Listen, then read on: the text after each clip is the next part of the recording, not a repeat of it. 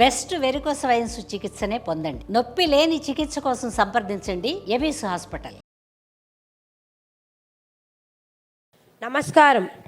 ఈ ప్రశ్న చాగంటి గారికి. నమస్కారం గురువు గారు, నా పేరు రాజా. నేను సివిఆర్ జిఎంసి హై స్కూల్లో 9వ తరగతి చదువుతున్నాను.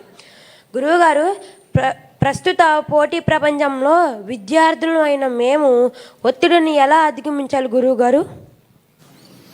మంచి ప్రశ్న వేసావయ్యా. కానీ నీ ప్రశ్నని అభినందించడానికి కారణం ఏమిటంటే అది కేవలం వ్యక్తిగతంగా నీకు మాత్రమే సంబంధించింది కాదు. ఇవాళ అనేక లక్షల మంది విద్యార్థులకు ప్రతినిధిగా నువ్వు ఈ ప్రశ్న అడిగావు. చాలా మంచి ప్రశ్న. ఒత్తిడిని ఎలా అధిగమించాలి? ఒత్తిడిని అధిగమించడానికి ఎప్పుడు రెండు పరిష్కారాలు ఉంటాయి.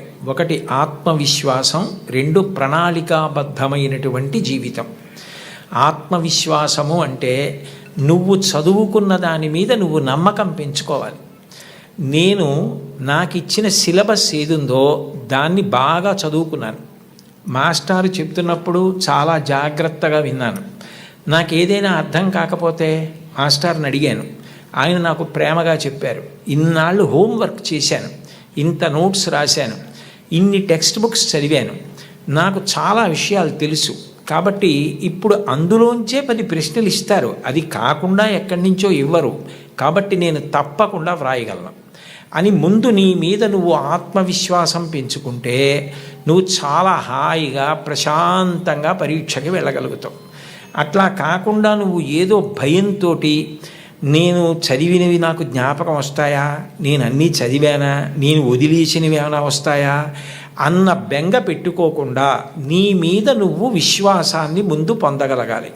2, నువ్వు ఇవాళ పరీక్ష ఉంది అంటే నిన్న రాత్రి నుంచి చదివితే నువ్వు బెంగ పెట్టుకోవాలి, ఒత్తిడి పడాలి. ప్రతిరోజు కూడా నువ్వు ప్రణాళికాబద్ధంగా నేను ఇన్ని గంటలకి నిద్ర లేవాలి అంటే ఖచ్చితంగా అన్ని గంటలకి నిద్ర లేవాలి. నరేంద్ర మోడీ గారి తండ్రి చెప్పులు వేసుకుని ఎడుతుంటే టక్ టక్ టక్, ఆయనే వాడినటువంటి శబ్దం ఇది ఇంటర్వ్యూలో. టక్ టక్ టక్ అన్న శబ్దం వినపడితే గడియారాలు దిద్దుకునేవారట. 4:30 మోడీ గారి తండ్రి వెడుతున్నారని చెప్పి, దామోదర్ గారు వెడుతున్నారని చెప్పి. అంటే అంత ఖచ్చితంగా సమయపాలన అలవాటు కావాలి. ఇన్ని గంటలకి లేవాలంటే అన్ని గంటలకి లేవాలి. ఇన్ని గంటలు నేను చదువుకోవాలంటే ఆ పుస్తకాలు కావలసినవి దగ్గర పెట్టుకుని గడికి లేవడం కాకుండా చక్కగా చదువుకోవాలి. అన్నం తింటే నువ్వైపోయినట్టు, నీళ్లు తాగితే నువ్వైపోయినట్టు, నువ్వు చదివింది నువ్వైపోవాలి. అంటే అంత బాగా చదవాలి. ఒక కాగితం మీదకి సూర్యరశ్మి పడితే కాగితం కాలదు. ఒక కుంభాకార కటకాన్ని, భూతద్దాన్ని సూర్యబింబానికి ఎదురుగుండా పెడితే ఆ కాంతి అందులోంచి వచ్చి కాగితం మీద పడితే కొంతసేపటికి కాగితం కాలుతుంది. ఎందుకనంటే ఆ వేడి భూతద్దంలోంచి ఒక చోట కేంద్రీకృతం అయింది, కాలింది కాగితం. నువ్వు చదివితే అలా చదవాలి. చదువుతున్నంతసేపు పుస్తకం ఏం చదువుతున్నావో అది నీలోకి వెళ్ళిపోవాలి. భూపసభాంతరాళమన పుష్కళ వాక్చతురత్వము ఆజి మహాపటు శక్తి ఉన్నంటాడు భర్తృహరి. నీకు అవసరమైనప్పుడు అలా జ్ఞాపకానికి రావాలి. నువ్వు తిన్నది నువ్వెట్లా అయిపోయావో, నువ్వు తాగింది నువ్వెట్లా అయిపోయావో, నువ్వు చదివింది నువ్వు అట్లా అయిపోవాలి. నీకు అలా జ్ఞాపకం ఉండాలి. అలా ప్రతిరోజు చదువుకోవడం నీకు సంతోషం కావాలి. చదువు భారంగా చదవకూడదు. It must be a passion for you. ఎప్పుడు తెల్లారలేద్దాం, ఎప్పుడు చదువుదామని నీకు ఆసక్తి ఉండాలి, ఆతృత ఉండాలి, అందులో ఒక గొప్ప సంతోషం ఉండాలి.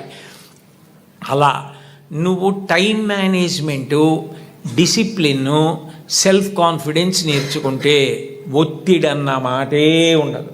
నువ్వు ధైర్యంగా ఏ పరీక్షకైనా పెడతావు, ఎదుర్కొంటావు. ఎప్పుడైనా ఒకసారి వైఫల్యం లభించిందనుకో, కలాం గారిని తలుచుకో. ఫెయిల్ అంటే ఆయన ఫెయిల్ అంటే పడిపోయావని కాదు, first attempt in learning, FAIL అని డిఫైన్ చేశారు. ఇది మొదటిసారి పొరపాటు జరిగినది. మళ్ళీ చేతిలో మట్టి ముద్ద కింద పడితే భూమిని అంటుకుంటుంది, బంతి పడితే పైకి లేస్తుంది. అలా పైకి లే తప్ప బెంగ పెట్టుకోకు. ఇక పైన అన్ని విజయ పరంపరలతో కొనసాగు. శుభం భూయాత్. ధన్యవాదాలు గురువు గారు.